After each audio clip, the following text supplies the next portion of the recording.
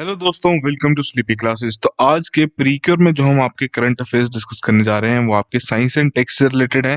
दिसंबर third week के current affairs हैं। आइए शुरू करने से पहले इंडेक्स देख लेते हैं आज के टॉपिक्स का, कौन कौन से टॉपिक्स आज हम डिस्कस करेंगे। सबसे पहले हम बात करेंगे आपकी जेनेटिकली मॉडिफाइड पिग्स के बारे में, क्या इनकी कैरेक्टरिस्टिक्स हैं, प्रॉपर्टीज किस तरीके से तैयार किए जाते हैं। सेकंड हम बात करेंगे आपकी E20 इथेनॉल मिक्स पेट्रोल के बारे में। रिसेंटली सरकार ने कुछ चेंजेस लाए हैं इससे रिलेटेड।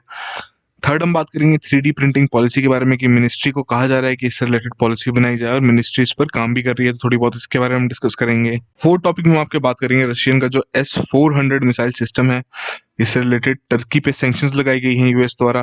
थोड़ा इसके बारे में देखेंगे क्या आपका मिसाइल सिस्टम है। इंडिया और चाइना से रिलेटेड इसमें हम थोड़े बहुत टॉपिक्स आपके डिस्कस करेंगे। सेकंड लास्ट टॉपिक में हम आपके बात करेंगे आइमसेस, अस्त्र मार्क 1 और बॉस, ये जो 3 डिफेंस सिस्टम्स हैं जो कि रिसेंटली ही डेवलप किए गए हैं और तीनों ही डिफेंस फोर्सेस को ये प्रोवाइड किए गए हैं डिफेंस मिनिस्ट्री द्वारा। ठीक है जी। और लास्ट टॉपिक में आपके टाइप्स ऑफ मलेरिया के बारे में बात करेंगे। तो आज के हमारे ये 6 टॉपिक्स हैं। आइए शुरू करते हैं पहले टॉपिक के साथ।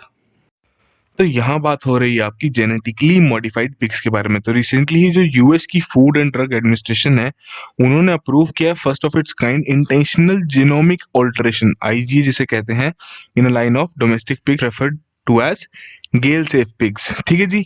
सो ये बेसिकली जो आपके पिग्स हैं ये यूज किए जाएंगे for human and food therapeutics. और ये आपका पहली बार हुआ है कि किसी रेगुलेटर ने अप्रूव किया है किसी एनिमल बायोटेक्नोलॉजी प्रोडक्ट को for both food and biomedical purposes.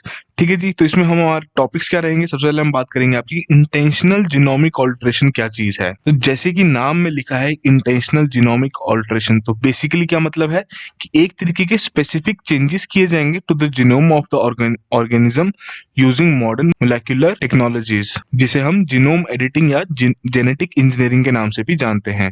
ठीक है जी। इस तरीके के जो आपके चेंजेस किए जाते हैं डीएनए सीक्वेंस के किसी भी एनिमल में, तो बेसिकली वो रिसर्च पर्पसेस के लिए भी किए जा सकते हैं या फिर to produce healthier meat for human consumption and to study disease resistance in animals among the other reasons. ठीक है जी। तो ये बेसिक से रीजंस हैं किसके चलते ये डीएनए सीक्वेंस की जाती है। सो एक एग्जांपल के बारे में बात करें जहां पर आपका आईजीए का यूज किया जाता है to make an animal more susceptible to the certain disease, जैसे कि आपका कैंसर हो सकता है। इसमें रिसर्चर्स को एक बेटर अंडरस्टैंडिंग मिलती है डिजीज की और नई थेरेपीज डेवलप करने के लिए भी वो इसमें रिसर्च कर सकते हैं। ठीक है जी।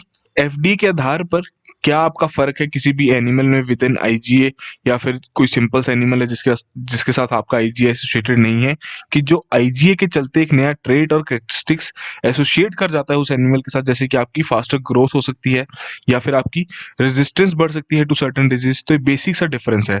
साथ साथ इसमें जब भी आपका आईजीए किसी भी एनिमल में इंसर्ट किया जाएगा जिसके चलते उसका जो स्ट्रक्चर है, जो फंक्शन है, उसमें ऑल्टरेशन की जाएगी, चेंजेस लाए जाएंगे, तो एफडीए ने ये इंश्योर किया है कि जो भी आईजीए इंसर्ट किया जा रहा है वो बेसिकली सेफ होगा एनिमल के लिए और सेफ होगा बाकियों के लिए भी जो भी उस एनिमल को कंज्यूम करते हैं एज अ प्रोडक्ट, या फिर उससे जो भी फूड डिराइव होगा उसके लिए भी वो सेफ होगा। ठीक है जी। तो अगर हम बात करें कि जो रिसेंट अप्रूवल मिला है एफडीए का, इसका क्या मतलब है, तो जो एफडीए ने अलाउ किया है आईजीए का use in GalSafe pigs, तो बेसिक सा पर्पस क्या है, to eliminate a type of sugar found in mammals, जिसे वो अल्फा गैल भी कहते हैं। ठीक है जी। तो जो पर्टिकुलर शुगर है ये जो सरफेस होता है पिग सेल्स का वहां पे प्रेजेंट होती है, और एक काफी जब भी आपके प्रोडक्ट्स बनाने में यूज किया जाता है जैसे कि मेडिसिन या फूड, तो ये जो शुगर है इसके चलते जितनी भी लोग होंगे जिन्हें अल्फा गैल सिंड्रोम होगा उनमें एक तरीके का ये सिवियर एलर्जिक रिएक्शन डेवलप कर देता है। ठीक है जी। बट जो आपके गैल सेफ पिग्स हैं बेसिकली ये आपके बनाए ही इसलिए गए हैं ताकि वो प्रोड्यूस कर सकें ह्यूमन मेडिकल प्रोडक्ट्स, और इसमें जो आईजीए है वो इवेंचुअली हेल्प करेगा to free these products from detectable alpha gal sugar. ठीक है जी। जिसके चलते जितने भी कंज्यूमर्स होंगे उन्हें इस प्रकार की जो भी एलर्जीज हैं वो फेस नहीं करनी पड़ेगी। ठीक है जी। साथ साथ एफडीए ने ये भी कहा है कि ये जो गैल सेफ पिग्स हैं इसे यूज किया जा सकता है to make blood thinning drug, जिसे वो हेपेरिन भी कहते हैं। सो आपके थोड़े बहुत यहाँ पे फैक्ट्स दिए गए हैं, आप इनके बारे में भी पढ़ सकते हैं कि बेसिकली एक तरीके की डायरेक्ट मैनिपुलेशन होती है किसी भी ऑर्गेनिज्म के डीएनए में, तो उसे वो जेनेटिकली मॉडिफाइड ऑर्गेनिज्म कहते हैं। ठीक है जी। सो बेसिक डिटेल्स हैं यहाँ, फैक्ट्स मेंशन है यूएस से रिलेटेड। तो इन फैक्ट्स को आप अपने मेंस आंसर राइटिंग में भी यूज कर सकते हैं। ठीक है जी। तो बेसिक सा आइडिया था इस टॉपिक के बारे में। आइए अगला टॉपिक देखते हैं। तो यहाँ बात हो रही है आपके E20 इथेनॉल मिक्स पेट्रोल के बारे में। ठीक है जी, सरकार ने रिसेंटली प्रपोज किया है for the adoption of E20 fuel for vehicular use. E20 basically आपका क्या है, एक तरीके का ब्लेंड है ऑफ 20% इथेनॉल विद पेट्रोल, और इसे यूज किया जा सकता है as an alternative to the fuels जो कि आपके करंटली अवेलेबल हैं।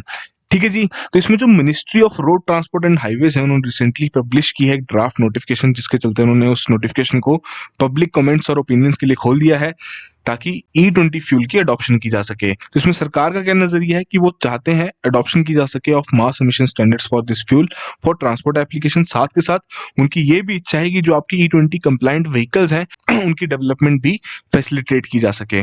ठीक है जी, क्योंकि सरकार का इसमें ये मानना है कि जो आपकी E20 ब्लेंड है वो ना ही आपके जो व्हीकल एमिशंस हैं उसे रिड्यूस करेगा, बट साथ साथ जो देश का ऑयल इंपोर्ट बिल है उसे भी रिड्यूस करने में काफी हेल्प करेगा। ठीक है जी, तो इथेनॉल के प्रोज एंड कॉन्स के बारे में बात करें तो ये तो हमें पता ही है, बेसिक साइंस है कि आपका एक बाई प्रोडक्ट है जो कि आपका एग्रीकल्चरल फीड स्टॉक से आता है, जैसे कि कॉर्न, हैम, पोटैटो, और इसे यूज भी किया जाता है as a biofuel in flexi fuel vehicles. और प्रॉपर्टीज के बारे में बात करें तो इथेनॉल आपका पेट्रोल से ज्यादा ग्रीनर है। क्यों? क्योंकि जिससे ये बनता है, जो आपके कॉर्न और क्रॉप प्लांटेशन से ये बनाया जाता है, वो ऑलरेडी ही आपके कार्बन डाइऑक्साइड एब्जॉर्ब कर चुके हैं एटमॉस्फेयर में जैसे जैसे वो बढ़ते जाते हैं। ठीक है जी, बट जब भी आपके इस फ्यूल को हम बर्न करते हैं CO2 तो रिलीज होती ही है, बट जो आपका नेट इंक्रीज है वो कंपैरेटिवली काफी कम है।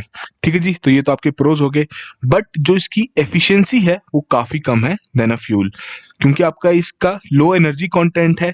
और हालांकि जो आपकी गैसोलीन और डीजल रहता है, जो पेट्रोल और डीजल रहते हैं, वो उनमें काफी एनर्जी रिच कंटेंट होता है।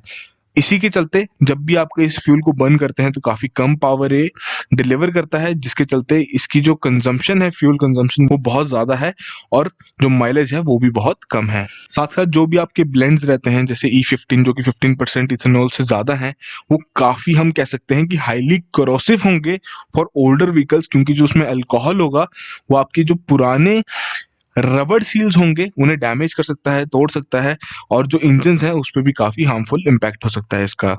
ठीक है जी, तो दोनों प्रोज एंड कॉन्स हैं। इंडिया में किस तरीके से इथेनॉल का यूज किया जा रहा है व्हीकल्स में, तो currently only 10% of ethanol blend is permissible in India. ठीक है जी, हाउएवर 2019 तक आपका ये अभी तक 5.6% तक ही पहुंचा है। हालांकि जो आपका E20 है वो काफी हेल्पफुल रहेगा in reducing emissions of the carbon dioxide, but इसका व्हीकल के ऊपर भी काफी एडवर्स इफेक्ट है, तो इसमें काफी सोच समझ के डिसीजन लिया जाएगा। और जो हमने ऑलरेडी बात कर ली है कि आपका जो ऑयल इंपोर्ट बिल है उसे भी काफी रिड्यूस करेगा, जिसके चलते जो हमारा फॉरेन एक्सचेंज है वो भी बचेगा और जो एनर्जी सिक्योरिटी है उसे भी बूस्ट मिलेगा। तो इसमें मिनिस्ट्री का ये कहना है कि जो व्हीकल मैन्युफैक्चरर होंगे वही डिसाइड करेंगे, वही डिफाइन करेंगे कितना परसेंट इथेनॉल ब्लेंड यूज किया जा सकता है उनकी व्हीकल में, और ये जितनी भी डिटेल्स होंगी वो बेसिकली एक विजिबल स्टिकर के थ्रू उस व्हीकल पे डिस्प्ले किया जाएगा। ठीक है जी, बेसिक से आपके एडिशनल टॉपिक्स हैं। नेशनल पॉलिसी ऑन बायोफ्यूल 2018 में जो लागू हुई थी उसके सेलिएंट फीचर्स हैं यहाँ मेंशन। ठीक है जी, तो बेसिक चीजें आप पढ़ सकते हैं। अगर आपने कवर नहीं किया है तो आप इनको दोबारा पढ़िए इनके बारे में, यहाँ से भी आपको क्वेश्चन बन सकता है। ये आपके थोड़े बहुत फैक्ट्स मेंशन है रिलेटेड टू इंडिया, तो इस तरीके के फैक्ट्स आप अपने मेंस आंसर राइटिंग में भी यूज कर सकते हैं। वर्ल्ड वाइड बात करें तो जो इथेनॉल फ्यूल्स हैं वो आपके काफी रिकॉर्ड वॉल्यूम्स में प्रोड्यूस किए जा रहे हैं by US, Brazil and China. ठीक है जी, तो आपके वर्ल्ड से रिलेटेड फैक्ट्स यहाँ मेंशन है। सो ये बेसिक सा टॉपिक था हमारा रिलेटेड टू E20 इथेनॉल, कि बेसिकली किस तरीके से उसे पेट्रोल के साथ ब्लेंड किया जाएगा और व्हीकल्स में यूज किया जाएगा, बट उसके प्रोज एंड कॉन्स तो हैं ही। अब सरकार को एक एडिक्वेट स्ट्रेटेजी यहाँ अपनानी पड़ेगी, किस तरीके से इसे इंप्लीमेंट करना है वो काफी क्रूशियल होगा देखना। ठीक है जी, तो ये अगला टॉपिक देखते हैं। तो यहाँ बात हो रही है आपकी 3D प्रिंटिंग पॉलिसी के बारे में। ठीक है जी, थर्ड टॉपिक है आज का हमारा। तो इसमें जो हमारी ministry of electronics and information technology है वो तैयार कर रहे हैं एक पॉलिसी जो कि आपकी प्रमोट करेगी 3D प्रिंटिंग को on industrial scale to help domestic companies. ठीक है जी, बेसिक सा ऑब्जेक्टिव क्या है कि जो टेक्निकल और इकोनॉमिक बैरियर्स हैं उन्हें ओवरकम किया जा सके, ताकि एक सपोर्टिव और एंसिलरी फैसिलिटीज बनाई जा सकें for the world leaders in technology, जैसे कि आपकी US और चाइना होगी। सो बेसिकली जो पॉलिसी है आपकी डेवलप करेगी conducive ecosystem for design, development and deployment of 3D printing and additive manufacturing.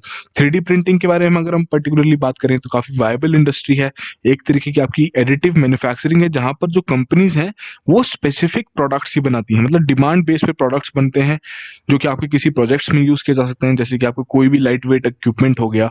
ठीक है जी, तो इसमें फैक्ट्स के बारे में बात करें तो ग्लोबल मार्केट जो है इसके एडिटिव मैन्युफैक्चरिंग की, it is expected to reach 34.8 billion by 2024, which is growing at a compound annual growth rate of 23.2%। तो इसमें जो हमारी सरकार है और जो मिनिस्ट्री है उन्हें एफर्ट्स डालने की बहुत जरूरत है। पहली बात, हमारे पास इतना ह्यूमन रिसोर्स अवेलेबल है, नई अपॉर्चुनिटीज क्रिएट होंगी और इंडिया के लिए एक नई पहचान बन सकती है अगर इस 3D प्रिंटिंग पॉलिसी में, सॉरी इस 3D प्रिंटिंग इंडस्ट्री में अगर इंडिया प्रोग्रेसिव रिफॉर्म्स ले।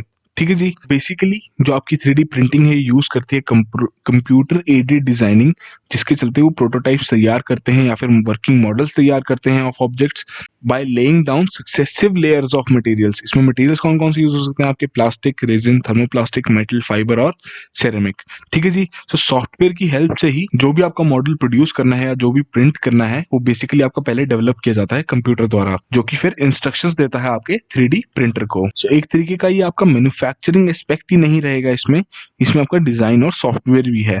ठीक है जी। और पॉलिसी का भी यही एम रहेगा कि सारे एस्पेक्ट्स के कवर किए जा सकें।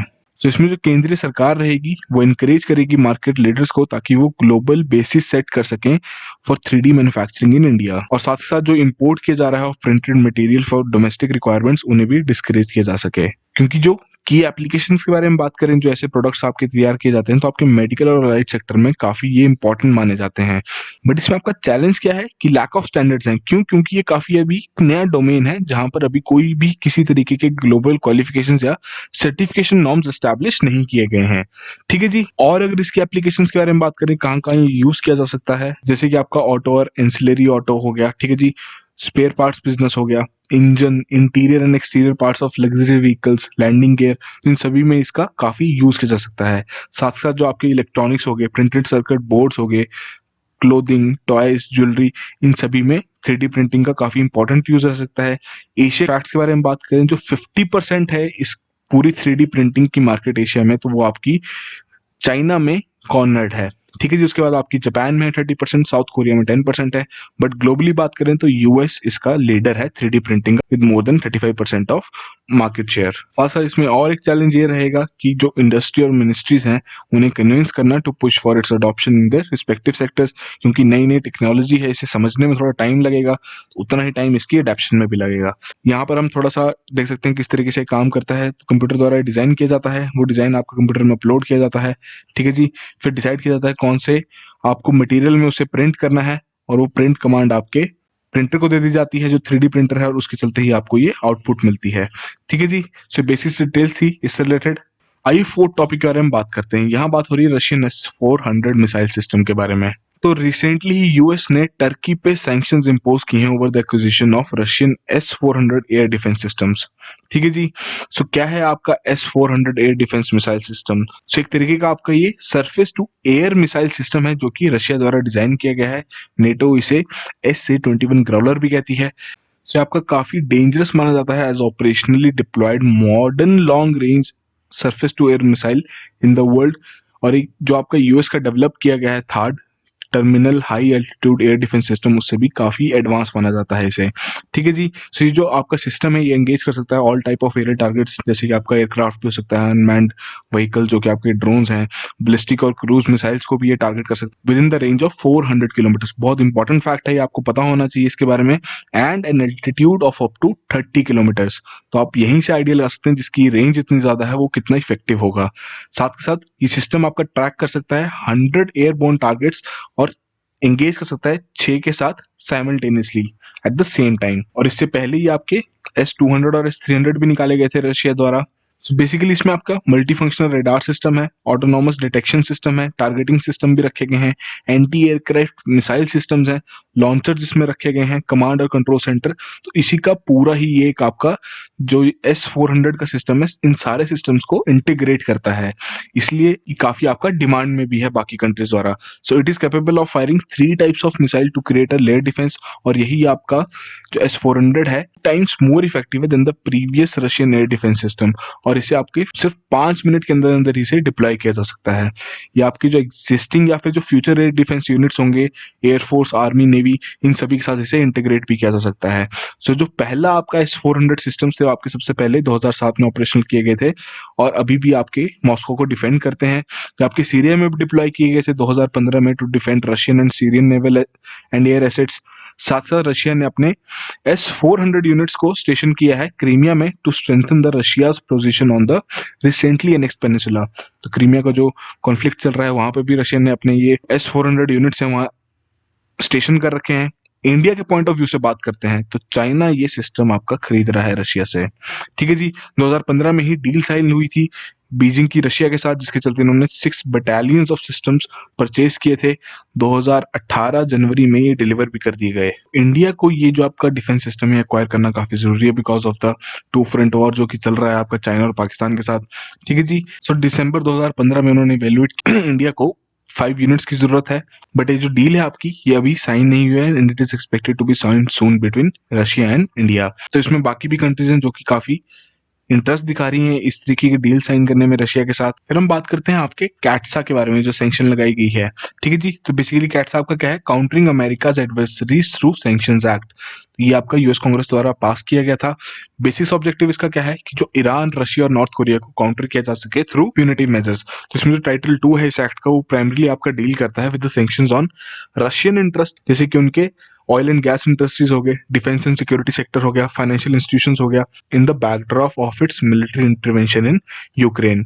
ठीक है जी, सो इसमें जो आपका सेक्शन 231 है इस एक्ट का, वो एम्पावर करता है यूएस प्रेसिडेंट को कि वो एटलीस्ट 5 सैंक्शंस इंपोज कर सकते हैं जो कि आपके सेक्शन 235 में मेंशन्ड है on the person engaged in a significant transaction with the Russian defence and intelligence sectors.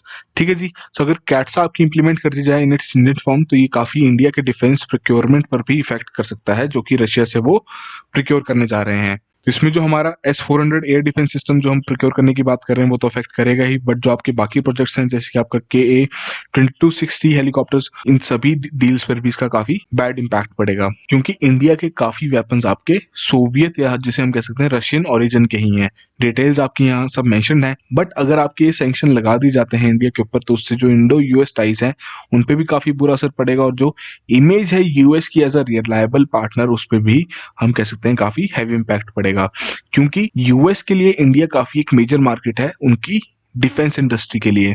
क्योंकि पिछले एक डेकेड में ही जहां पर बिल्कुल भी बिजनेस नहीं था, ट्रेड नहीं था रिलेटेड टू डिफेंस इक्विपमेंट्स, वो आपका 15 बिलियन यूएसडी डॉलर्स तक पहुंच चुका है।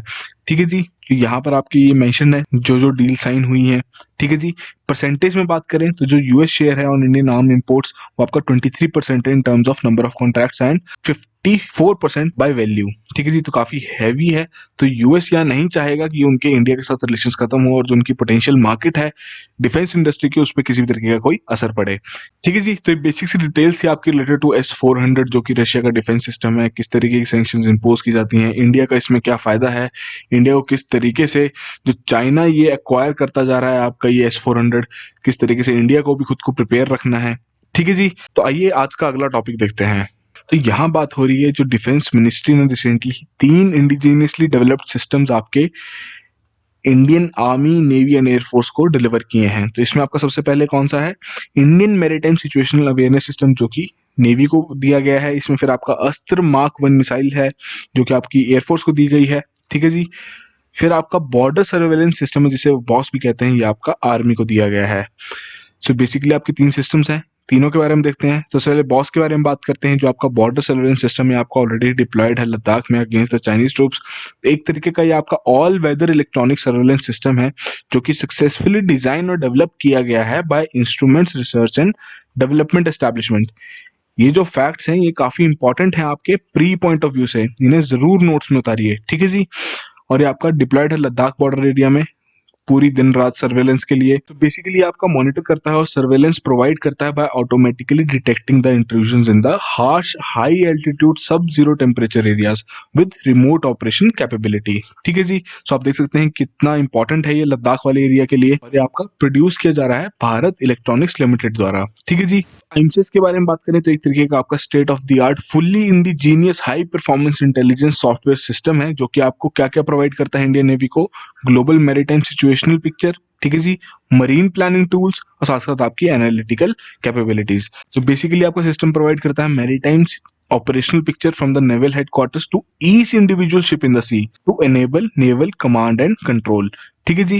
तो इसमें जो आपका centre for artificial intelligence and robotics Bengaluru और जो आपका इंडियन नेवी है उन्होंने ज्वाइंटली कंसेप्चुलाइज और डेवलप किया है इस प्रोडक्ट को, और इसमें जो आपका भारत इलेक्ट्रॉनिक्स लिमिटेड है बेंगलुरु वाला, उन्होंने इसकी सक्सेसफुल इंप्लीमेंटेशन की है। अस्त्र मार्क 1 के बारे में बात करें तो ये भी आपका इंडिजिनियसली डेवलप्ड है and it is first beyond visual range missile, और इसे लॉन्च किया जा सकता है from Sukhoi 30 light combat aircraft, MiG-29 and MiG-29K। Globally बात करें कुछ ही ऐसी कंट्रीज जिनके पास एक्सपर्टीज है और कैपेबिलिटीज हैं कि इस तरीके का जो वेपन सिस्टम है उसे डिजाइन या प्रोड्यूस कर सकें। अस्त्र के बारे में बात करें तो बेसिकली जो आपका वेपन सिस्टम है आपका defence research and development laboratory द्वारा डेवलप किया गया है, और जो इसकी प्रोडक्शन है वो आपकी भारत डायनामिक्स लिमिटेड द्वारा की गई है, जो कि आपका हैदराबाद में है। तो रिसेंटली ही जो हमने 3 सिस्टम्स के बारे में बात की आपके इंडियन एयरफोर्स, नेवी और आर्मी को दे दिए गए हैं। ठीक है जी। सो बेसिक डिटेल्स इनके बारे में। तो आइए आज का लास्ट टॉपिक देखते हैं। तो यहाँ बात करेंगे हम आपके टाइप्स ऑफ मलेरिया के बारे में। तो रिसेंटली ही एक रेयर टाइप ऑफ मलेरिया है प्लाज्मोडियम ओवेल, जो कि पाई गई है एक जवान में इन केरला, और ये माना जा रहा है ये जो सोल्जर थे आपके पोस्टेड थे सूडान में, तो वहीं से माना जा रहा है कि वहीं इन्हें इस बीमारी का कॉन्ट्रैक्शन हुआ है। ठीक है जी। सो टाइप्स ऑफ मलेरिया के बारे में बात करें तो बेसिकली ये तो हमें पता ही है जो आपका मलेरिया है it is caused by the bite of female anopheles mosquito if the mosquito itself is infected with a malarial parasite। ठीक है जी। तो 5 तरीके के मलेरियल पैरासाइट्स हैं, प्लाज्मोडियम फॉल्सीपेरम, प्लाज्मोडियम विवैक्स जो कि आपको सबसे ज्यादा कॉमन है, plasmodium malariae, plasmodium ovale and plasmodium knowlesi. ठीक है जी। अगर ये कहा जा रहा है कि someone has contracted the Plasmodium oval type of malaria, तो उसका मतलब क्या है कि जो पर्टिकुलर पैरासाइट है उसी के द्वारा उन्हें इन्फेक्शन मिला है। ठीक है जी। सो इंडिया के बारे में बात करें मलेरिया का क्या स्टेटस है यहाँ पर, तो आपके 1.57 लाख मलेरिया केसेस हैं in the high burden states of Odisha, Chhattisgarh, Jharkhand, Meghalaya and Madhya Pradesh. ठीक है जी। इसमें से आपके 70% जो केसेस हैं वो आपके फॉल्सीपेरियम मलेरिया से रिलेटेड है। ठीक है जी। 2018 के बारे में बात करें जो national vector borne disease control programme है, उन्होंने एस्टिमेशन लगाया था कि अप्रोक्सीमेटली 5 लाख पीपल आपके सफर करते हैं फ्रॉम मलेरिया, और 63% इसमें से आपके प्लाज्मोडियम फल्सीपरम से होते हैं। ठीक है जी। तो रिसेंटली जो वर्ल्ड मलेरिया रिपोर्ट आई है 2020 की, उनके आधार पर उनका ये कहना है कि इंडिया से रिलेटेड जितने भी केसेस हैं वो ड्रॉप हो गए हैं from about 20 million in 2000 to about 5.6 million in 2019, जो कि काफी कंसिडरेबल हम मान सकते हैं, काफी अच्छा रिडक्शन है केसेस का। ठीक है जी। तो प्लाज्मोडियम ओवेल के बारे में बात करें तो basically it rarely causes severe illness. ठीक है जी। और जो आपका प्लाज्मोडियम ओवेल है ये काफी सिमिलर है प्लाज्मोडियम विवैक्स से, जो कि आपका एक किलर फॉर्म नहीं है मलेरिया की। तो इसमें सिम्टम्स क्या रहते हैं, आपकी फीवर्स रहते हैं 48 आवर्स तक, हेडेक, नोशिया, और जो ट्रीटमेंट है वो सेम है जैसे कि आपका कोई भी पर्सन इन्फेक्टेड होगा विद प्लाज्मोडियम विवैक्स, जो उसे ट्रीटमेंट मिलेगा वही प्लाज्मोडियम ओवेल में मिलेगा, and basically it is no more dangerous than getting a viral infection. ठीक है जी। सो बेसिकली इसे टर्म क्यों दिया गया है ओवेल का, बिकॉज 20% ऑफ द पैरासिटाइज्ड सेल्स हैं वो आपके ओवल शेप के हैं। सो ये फैक्ट काफी इंपॉर्टेंट है आपके लिए प्री पॉइंट ऑफ व्यू से।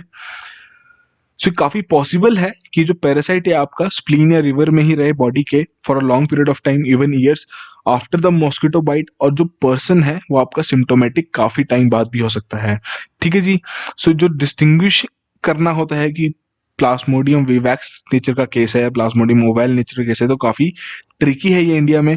साइंटिस्ट का ये मानना है जो कि आपके national institute of malaria research में है, जो रिसेंटली केरला का केस आया है वो आपका एक आइसोलेटेड केस है, क्योंकि और किसी भी तरीके का लोकल ट्रांसमिशन के केसेस वहां नहीं पाए गए हैं। पहले भी ऐसे काफी केसेस आए हैं आपके जो कि गुजरात, कोलकाता, उड़ीसा या दिल्ली में रजिस्टर किए गए हैं, बट उसमें किसी तरीके का लोकल ट्रांसमिशन रिकॉर्ड नहीं हुआ है। मतलब ये जो केसेस हैं आपके कहीं और से ही इन इन्फेक्शन हुआ है फिर वो वहां आए हैं। ठीक है जी। और जो आपका प्लाज्मोडियम ओवेल मलेरिया की जो कैटेगरी है ये काफी एंडेमिक है to the tropical western Africa. ठीक है जी। तो ये बेसिक डिटेल्स थी आपके related to different types of malaria, और हमने थोड़ा प्लाज्मोडियम ओवेल के बारे में थोड़ा डिटेल में डिस्कस कर लिया यहाँ पर।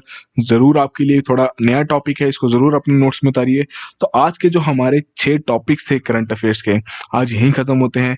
आई होप आपने यहाँ पे कुछ ना कुछ गेन किया हो। तो इसी तरीके से रेगुलरली करंट अफेयर्स फॉलो करते रहिए। शाम के जो आपके 5 क्वेश्चंस आते हैं प्रीमिक्स से रिलेटेड, उनको भी रेगुलरली अटेम्प्ट करते रहिए। जितनी आप प्रैक्टिस करेंगे, जितना ज्यादा आप चीजों को रिवाइज करेंगे, उतनी ही चीजें आप रिटेन कर पाएंगे और उतना ही अच्छा आपका स्कोर आएगा प्रीलिम्स में।